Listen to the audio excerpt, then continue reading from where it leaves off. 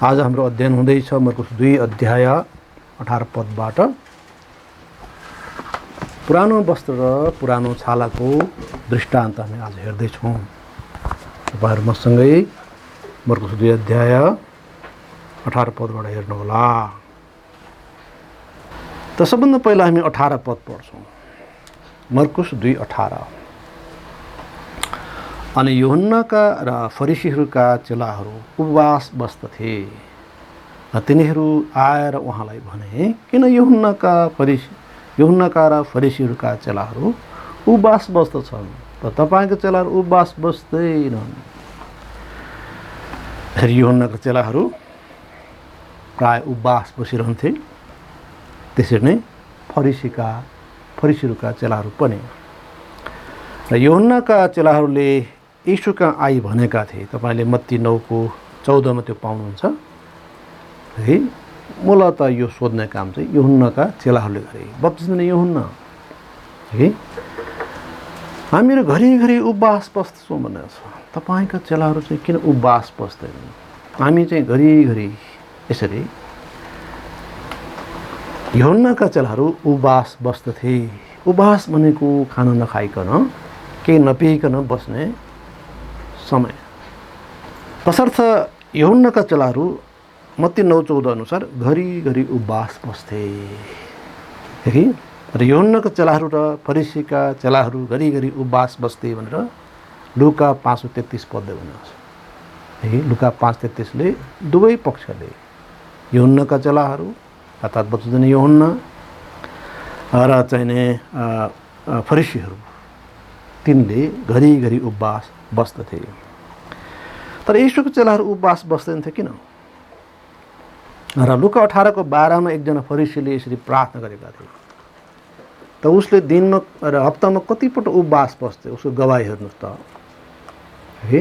लुकाको 18:12 पदमा भनेको चाहिँ एउटा दृष्टान्त हो कि कसरी फरिसीहरूका चेलाहरू बारम्बार उपवास बस्थे भन्ने कुरा एउटा नमुना हो यो। त उनले प्रार्थनामा के भनेका थिए? लुका 18:12 पदमा हामी पढ्छौँ, म हप्तामा 2 पल्ट उपवास बस्दछु, म जति कमाउँछु ती सबैको 10औं अंश दिन्दछु। यसरी फरिसीहरू भक्तिमय जीवन बिताउने नै हो अथवा परमेश्वरले खोजेकै हो कि हप्तामा 2 दिन त उपवास बस्थे, 7 दिनमा 2 दिन, महिनामा 4 दूनी 8 दिन हैन भनेपछि 12 8 96 वर्षमा चाहिँ 96 कम्तीमा पनि। त्यसबाहेक पनि यहुदी व्यवस्थामा विशेष दिनमा अथवा यहुदीहरूको बीचमा विशेष दिनमा उपवासको कुरा थियो। त्यो छँदैछ भनेपछि 100+ दिनहरू वर्षमा उपवास बस्थे। के तपाईँ वर्षमा 100 दिन उपवास बस्नुहुन्छ हैन? त फरिसीहरू बस्थे लगभग 100 दिन जस्तो। यो सानो होइन। र हामी यो बुझौँ कि अब प्रश्न चाहिँ कुन सन्दर्भमा उठाइएको थियो त? कस्तो सिचुएसनमा यो प्रश्न उठाइयो कि तपाईको चेलाहरू त खान्छन् पिउँछन् भोज गर्छन्, त हामी चाहिँ त उपवास बसे यो किन हो? त यूहन्नाका चेलाहरूले प्रश्न सोधेका छन्। त्यसमा फरिसीहरूका चेलाहरू पनि छन् त्यस सभामा। र यसमा हामीले एउटा पृष्ठभूमि बुझ्नु पर्यो कि पुरानो वस्त्र र पुरानो छालाको जुन दृष्टान्त हो, ठिक यस अगाडि लेवी अर्थात् मत्तीको बलाउटको विषय छ। हामीले यस अघि अध्ययन गरिसकेका छौँ कि मत्तीले आफ्नो बलाउट पछि प्रभुलाई पछ्याउने निर्णय गरे। तत्काल उनले प्रभु र उहाँका चेलाहरूलाई एउटा विशेष भोजमा आउन आग्रह गरे है, आफ्नो खुसियालीमा रमाहाटमा। र त्यसमा अरू आफ्नो मित्रहरूलाई पनि बोलाइएका, अरू महसुल उठाउनेहरू होइन, अरू अनेक थरीका मानिसहरू जसलाई फरिसीहरूले यी महसुल उठाउनेहरू पापीहरू भनेका छन्। यसर्थ एउटा भोज भइरहेको थियो र यी फरिसीहरू अनि अरूहरू नजिकबाट निहालिरहेका थिए यीशुलाई, उहाँको गतिविधिहरूलाई। यसर्थ यीशु चेलाहरूलाई नै यीशुलाई भोजहरूमा खाइरहेका पिइरहेका देखेका थिए। त्यो सन्दर्भमा अथवा त्यो किसिमको वातावरणमा यो प्रश्न गरिएको छ है कि यूहन्ना र फरिसीहरूका चेलाहरू उपवास बस्छन् तर तपाईँका चेलाहरू उपवास बस्दैनन्, किन यसरी? तपाईँ चेलाहरू त खान्छन् पिउँछन्, यो सबै गरिरहेका छन्। र यस प्रकारले हामी देख्छौँ कि यूहन्ना चाहिँ नै यूहन्ना उनका चेलाहरू उपवास बस्थे। एक ठाउँ प्रभुले भन्नुभयो यूहन्ना नखाइकन आए अथवा चाहिँ नै एक किसिमले कष्ट भोग्दै आए त मानिसहरूले भन्छन् उनलाई पागल। त मानिस पुत्र खाँदै र पिउँदै आए त भन्छन् कि घिचुवा। यो किसिमले चाहिँ उहाँले अर्को ठाउँ उल्लेख गर्नुभएको छ। यस कारणले गर्दाखेरि हामी यहाँनिर यो सिचुएसन, यो वातावरण, यो चाहिँ अवस्था हामी बुझ्नुपर्छ। र अब वास्तवमै चाहिँ नि यसको जवाफ प्रभुले के दिनुहुन्छ त? यस बेला हामी देख्छौँ कि यूहन्नाका चेलाहरू निश्चित रूपमा शोकित पनि हो र उनीहरूका अगुवा यूहन्ना जेलमा परेका छन् है। र यस स्थितिमा उनीहरूलाई शोक लाग्नु स्वाभाविक हो र उपवास चाहिँ शोकको एउटा अभिव्यक्ति हो, पश्चातापको एउटा अभिव्यक्ति हो है। परमेश्वरमा आफ्नो शोक व्यक्त गर्ने, दुःख व्यक्त गर्ने, पीडा व्यक्त गर्ने है, आफ्नो त्यो निचता है, आफ्नो त्यो पश्चाताप व्यक्त गर्ने एउटा कारबाहीको रूपमा, कार्यको रूपमा उपवास हामी पाउँछौँ बाइबलमा। र यतिखेर चाहिँ नै यीशुको चेलाहरू धमाधम बढिरहेका थिए, उहाँलाई पछ्याउन धेरै बढिरहेका थिए। तर यीशुको यूहन्नाका चेलाहरू घटिरहेका थिए। त यूहन्नाले भनेको पनि हो पहिला नै कि उहाँ बढ्नुपर्छ, म घट्नुपर्छ। हुनसक्छ यूहन्नाका चेलाहरू डाही थिए है, र यस कारणले पनि चाहिँ नि उनीहरूले आफूलाई फरिसीहरूसँग यसरी जोडेको हुनसक्छ।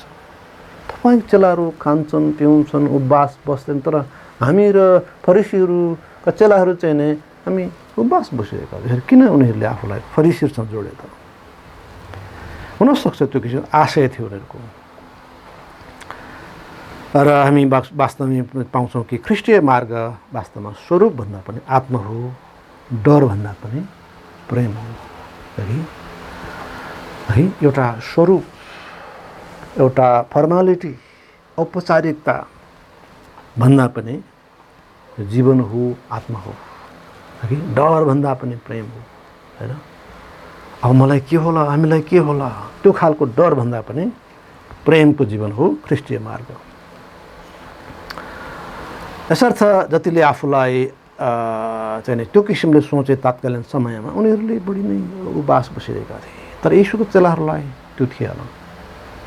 यीशुको चेलाहरू आफ्नो प्रभुको साथमा हुनुहुन्छ, आफ्नो प्रभु उनीको साथमा हुनुहुन्थ्यो र प्रभु स्वयं हुनुहुन्छ भने त शोक गर्नुपर्ने कारण के त है। र यसले चाहिँ एउटा महत्त्वपूर्ण सङ्केत गर्दछ है। र यसो भएको हुनाले हामी पाउँछौँ कि प्रभुले यी व्यक्तिहरूको जवाफ दिनुभएको छ 19 पदमा।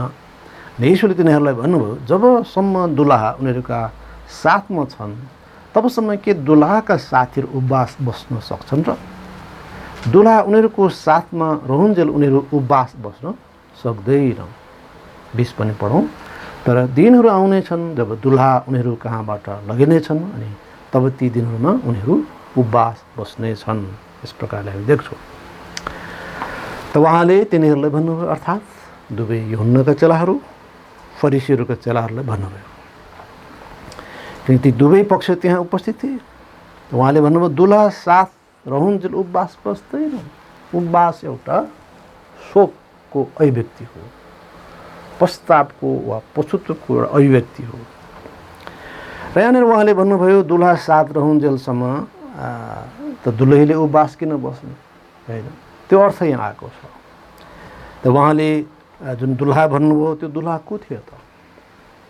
दुलहा उहाँ स्वयं नै हुनुहुन्थ्यो, जसले मण्डलीलाई विवाहका निम्ति अर्थात् सदाका लागि एकसाथ रहन मगनी गर्नुभएको थियो। दोस्रो कोरिन्थ 11:2 भनेको छ कोरिन्थको मण्डलीलाई ख्रिस्टसँग मगनी गरिएको छ ताकि कन्याको रूपमा विवाहमा चढाइयौँ। र अब मगनी भइसकेको हुनाले उहाँको स्थान दुल्हाको स्थानमा छ। उहाँ पक्का दुल्हा हो, यसर्थ दुल्हाको स्थानमा हुनुहुन्छ। र हामी देख्छौँ कि यूहन्नाले पनि भनेका थिए, यूहन्ना 3:29 पदमा कि दुल्हा हुनुहुन्छ, कि येशू दुल्हा हुनुहुन्छ र उनी आफै चाहिँ दुल्हाका साथी हुन्।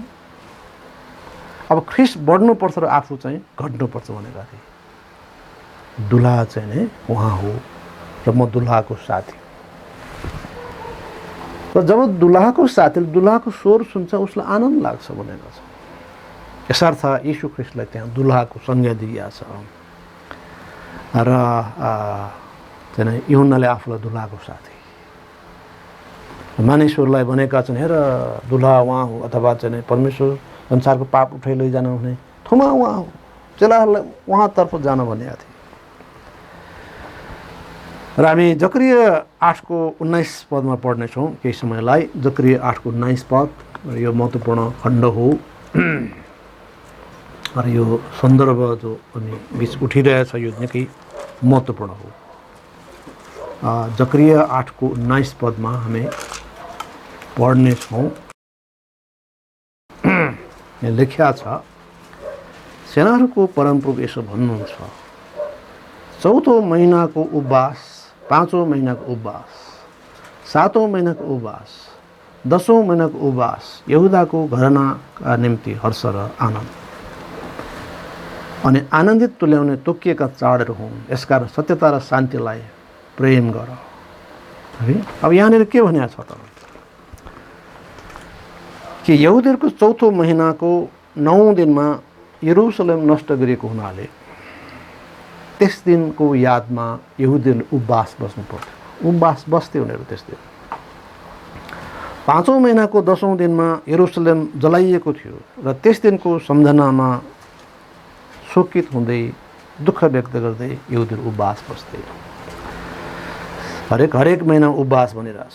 सातौँ महिनाको तेस्रो दिनमा, सातौँ महिना उपवास, किनकि सातौँ महिनाको तेस्रो दिनमा गदालियाको हत्या भएको थियो। साथै त्यही महिनाको 10औं दिनमा प्रायश्चितको दिन पनि थियो। आफ्नो पाप हुने, दुखित हुने, त्यो उपवासै उपवास। र 10औं महिनाको 10औं दिनमा नबुकदनेस्सरद्वारा यरुसलेममाथि आक्रमण गरिएको हुँदा त्यस दिनको सम्झना उपवास। यो प्रकारले यहुदीहरूले एकपछि गर्दै अर्को शोकहरू व्यक्त गर्दै थिए, होइन। त्यो किसिमले पश्चाताप, त्यो किसिमले दुःख व्यक्त गर्दै उपवास बसिरहेका थिए। तर मसीहको दिनमा उपवास बस्ने छैन। र प्रभुको आगमन हुन्छ, ख्रिस्टको 1000 वर्ष राज्य उपवास बस्दैन र अनन्तता उपवास बस्दैन। किन उपवास एउटा शोकको अभिव्यक्ति हो, पश्चातापको अभिव्यक्ति हो। र मसीहको समयमा आनन्द र रमाहटले भरिनेछ। त्यसैले सत्य र शान्तिलाई हामीले खोज्नुपर्छ। यस पदको महत्त्वपूर्ण अर्थ यो हो।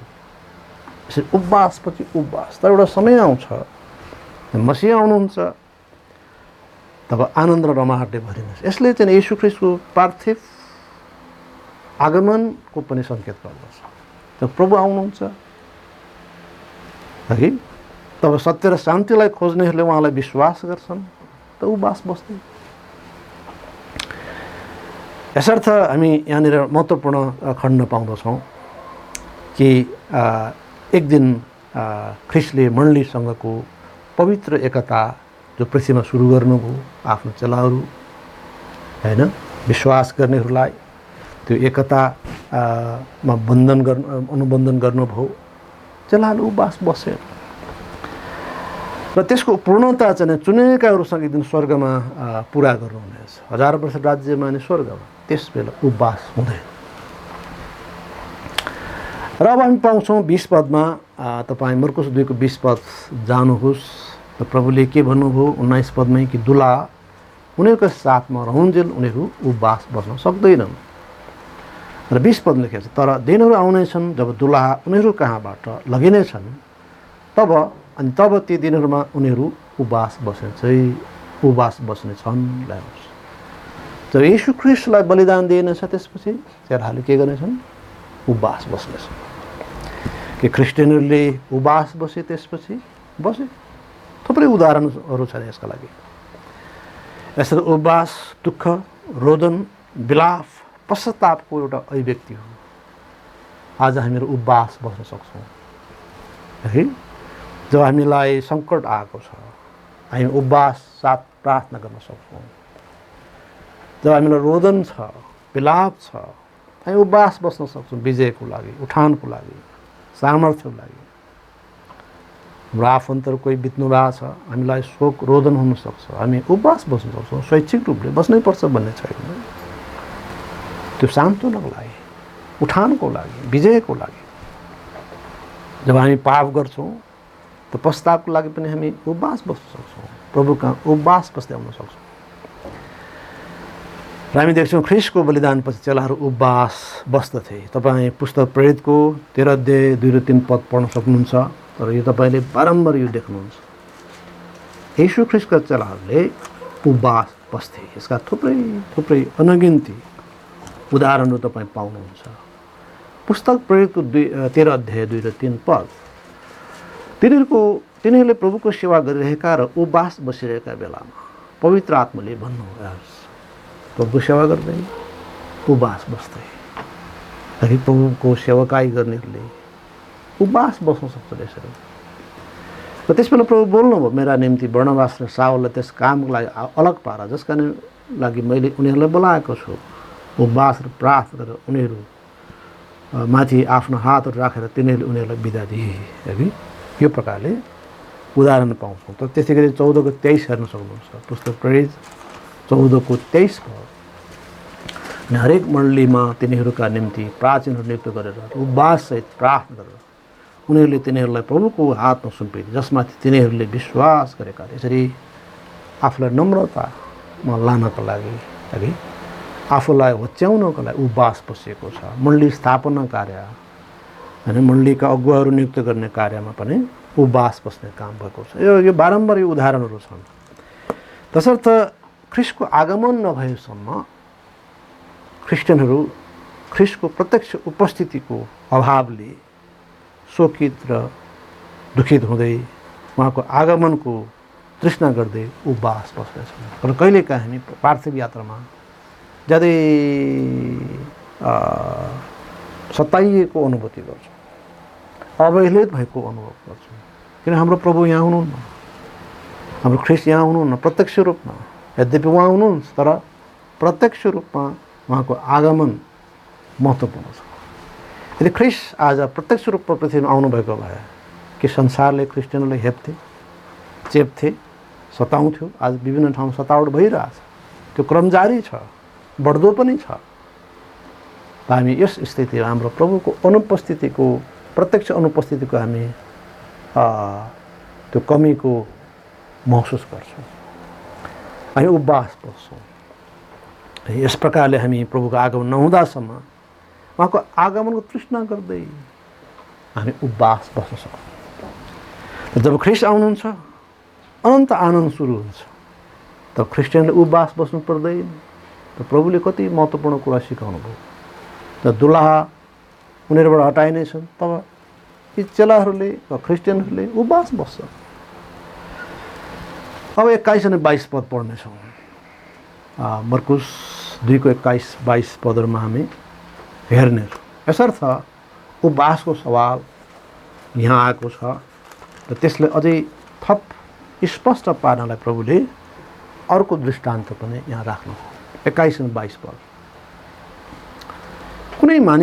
कुनै मानिसले पनि पुरानो वस्त्रमा नयाँ कपडाको टालो टाल्दैन, नत्र भने त्यहाँ लगाइएको नयाँ टालोले पुरानोबाट खिच्दछ र फटाइ झन् खराब पारिदछ।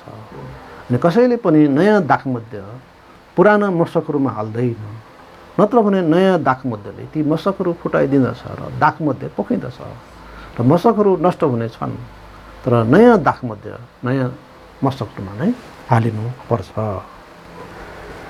तयारीमा हामी पाउँछौँ कि पुरानो वस्त्रमा नयाँ टालो, पुरानो मशकमा वा भाँडामा नयाँ दागमध्ये राखिँदैन। है, त उपवास चाहिँ के हो त? शोकको चिन्ह हो। तर यीशु साथमै हुने अवस्थामा भएको अवस्थामा चेलाहरूले किन शोक गर्ने हैन? विवाह भोजमा किन रुने हैन? विवाह भइरहेछ, दुल्हा दुल्ही बडो खुसी छन्, उमङ्गित छन्, बुवामा चाहिँ नि डाको छोडेर रुने, साथीहरू डाको छोडेर रुने, त किन रुने हो? खुसियाले रुनुपर्ने के छ हैन? कसैको मृत्युमा रुने हो, कसैको चाहिँ नि सङ्कटमा रुने हो, कसै खुसियालीमा किन रुने हो है त? यसर्थ चाहिँ नि धेरै अगाडि एउटा लाटोबुङ्गो कथा सुनिन्थ्यो, किताबहरूमा पाइन्छ दन्तकथामा। लाटोबुङ्गो जसले जे भने त्यही मान्ने, तँलाई बदमास रुँदै आउने हो चाहिँ नि, हामी चाहिँ नि यहाँ विवाह हुँदैछ, कत्रो रमाहाट छ, झापड लगाएको छ, त्यसो भए के गर्छ? हाँस्दै जाने? हाँस्दै जाने भनेछ। परतिर चाहिँ नि मरेका मान्छे बोकेर आउँदै रहेछ, हामी यहाँ रोइरहेछ त हाँस्दै आउने, फेरि झापड लगाएको छ। यो प्रकारले समय परिस्थिति विपरीत काम गर्दा झापडै झापड गर्छ हैन? त्यही जस्तो कुरा हो। त अब विवाहमा किन रुने हो हैन? प्रभु साथमा हुनुहुन्छ किन शोकित हुने हो, किन उपवास बस्ने हो? यो सन्दर्भ यहाँ आएको छ। तर हामी देख्छौँ यस प्रकारले यीशु साथमै हुँदा किन शोक गर्ने, विवाह भोजमा किन रुने हैन?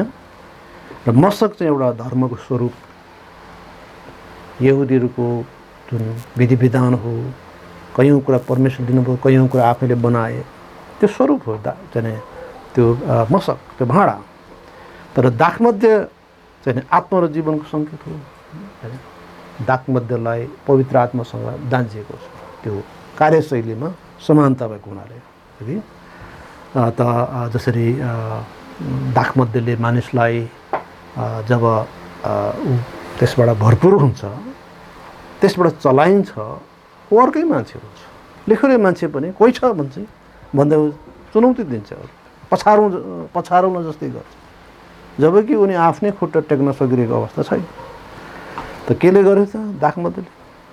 त्यस्तै जस्तो पवित्र आत्माले पनि हामीलाई पूर्ण नियन्त्रण लिनुभएपछि हामीमा फरक सामर्थ्य दिन्छ, फरक सामर्थ्य बुद्धि है। यस प्रकारले तुलना भएको छ। यो कुरा एफएसी 5:18 पाउँछौँ। दाखमध्यले नमात्यो तर पवित्र आत्माले भरपुर हो। तसर्थ मशक वा भाँडा चाहिँ एउटा धर्मको स्वरूप हो है, विधि विधानको स्वरूप हो, तर दाखमध्य आत्मा वा जीवनको सङ्केत हो। र पुरानो कपडा चाहिँ यहुदीहरूको नैतिक तथा उत्सवजन्य विधिहरू हुन् है। उनीहरूका सेरेमोनियल यस्ता फर्मालिटिजहरू हुन् है, उनीहरूका नैतिक हैन एथिकल फर्मालिटिजहरू हुन्। तर त्यसलाई ख्रिस्टद्वाराको धार्मिकतासँग जोडिँदैन। अब ख्रिस्टद्वारा धार्मिकता ल्याइन्छ। अब त्यो फर्मालिटिज होइन, अब त्यो विधि विधान होइन, ख्रिस्ट येशूमाथि विश्वास र विश्वासद्वारा धार्मिकता, सित्तैमा धार्मिकता है। यसर्थ यो चाहिँ के त भन्दाखेरि व्यवस्था र अनुग्रहको सङ्केत हो।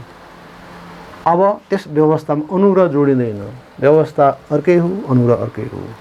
व्यवस्थाको युग कल्वरी क्रुसमा अन्त भयो, अब कल्वरीबाट अनुग्रह आयो। यसरी पुरानोमा नयाँ जोडिन्न, यसो गर्दा दुवै बिग्रन्छ हैन। तपाईँ हामी सबैलाई थाहै छ हैन कि पुरानो कपडामा नयाँ टालोले टाल्दा के हुन्छ, त्यो नयाँ टालोको त्यो सामर्थ्यले पुरानो कपडालाई अझै बिगार्छ। त्यसैले पुरानो कपडा पुरानै टालो हुनु पर्यो, नयाँ कपडा नयाँ टालो हुनु पर्यो। यसर्थ ख्रिस्टद्वाराको धार्मिकता त्यसमा जोडिन्न, त्यो व्यवस्थामा जोडिन्न, किनकि यी फरक समयका निम्ति, फरक उद्देश्यहरू निम्ति हुन्। यसरी पुरानोमा नयाँ मिसाएर वा जोडेर फाइदा गर्दैन, तर उल्टै बिग्रन्छ। यसकारणले परमेश्वरलाई धन्यवाद जसले हामीहरू माझ अनुग्रह ल्याउनु भयो, अनुग्रह ल्याउनु भयो, नयाँ करार ल्याउनु भयो। हामी हिब्रू 10:19-25 खण्ड पढ्नेछौँ अन्तमा। हिब्रू 10:19-25 खण्ड कि कसरी प्रभुले नयाँ पार्नु भएको छ त है। र हामी पाउँछौँ कि सबभन्दा पहिला त पशुको बलिदान होइन तर ख्रिस्टको बलिदान। पुरानोमा जहिले पनि पशुको बलिदान, थोमा भए थोमा नभए परेवा, यो किसिमको बलिदानको कुराहरू छ। तर अब ख्रिस्टको बलिदान तर नयाँ त त्यसै भइगएको छ। 19 पदमा लेखिएको छ, यसकारण भाइहरू यीशुको रगतद्वारा महापवित्र स्थानभित्र प्रवेश गर्ने हिम्मत प्राप्त भएको हुनाले, हिजो पशुको बलिदान, अब ख्रिस्टको बलिदान। र साथै 20 पद, एउटा नयाँ र जिउँदो बाटोद्वारा जसलाई उहाँले हाम्रो निम्ति खोल्नुभयो, अर्थात् त्यस पर्दाद्वारा जो उहाँको शरीर हो। यसरी यीशु ख्रिस्टको शरीरद्वारा पुरानो रद्द गरियो, अब नयाँ र जिउँदो बाटो हामीले भेटाएका छौँ। यसर्थ बाटै नयाँ, बलिदानै नयाँ र साथै पुजारीगिरी पनि नयाँ। त हामी पाउँछौँ यसो भएको हुनाले 21 पदमा, अनि परमेश्वर घरमाथि एकजना महापुजारी हुनुभएको हुनाले, हारुनको सन्तान पुजारी हुन्थे, मानवीय हुन्थे, ती पुजारीहरू मानवीय हुन्। तर अब यीशु ख्रिस्ट महापुजारी स्वर्गबाट आउनुभएको, यसर्थ पुरानोमा नयाँ मिसाइनु है त। पुरानो मशकमा नयाँ दागमध्ये हालिदिनु, पुरानो कपडामा नयाँ टालो टालिँदैन। किनकि अब पशुहरूको होइन तर ख्रिस्टको बलिदान, पुरानो होइन तर नयाँ र जिउँदो बाटो, हारुनको पुजारीगिरी होइन तर ख्रिस्ट महापुजारी।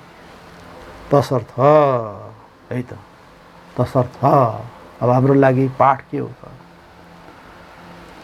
22 पद, आओ हामी साँचो मनले विश्वासको पुरा निश्चयतामा दुष्ट विवेकबाट शुद्ध हुनलाई आफ्नो हृदयहरूमा छिर्काउ लिएर आफ्ना शरीरहरूलाई शुद्ध जलले धोएर हामी नजिकमा जाउँ, है ख्रिस्टको नजिकमा जाउँ।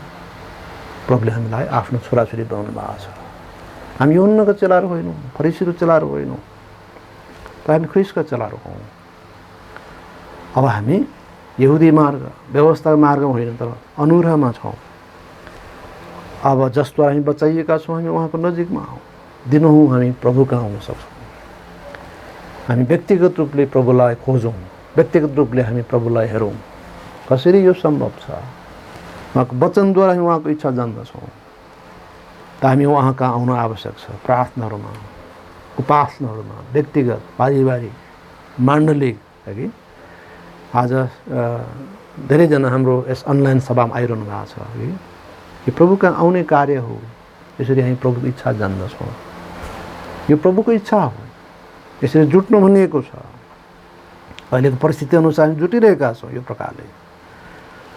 र अर्को महत्त्वपूर्ण पाठ छ 24औं पदमा, अनि आओ प्रेम र असल कामको निम्ति हौसला दिनलाई एक अर्काको चिन्ता गरौँ।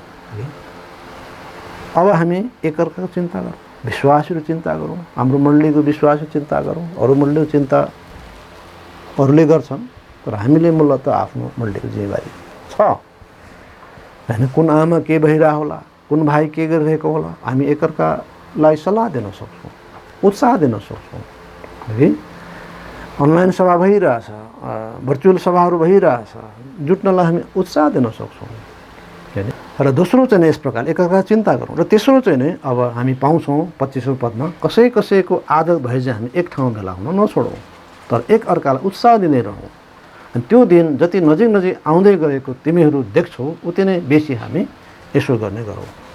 त एक ठाउँमा भेला हौँ र उत्साह दिउँ। तेस्रो महत्त्वपूर्ण कुरा यही हो कि हामी आज पशुहरूको बलिदान दिइरहेछौँ, तर ख्रिस्ट बलिदान भइसक्नु भएको छ।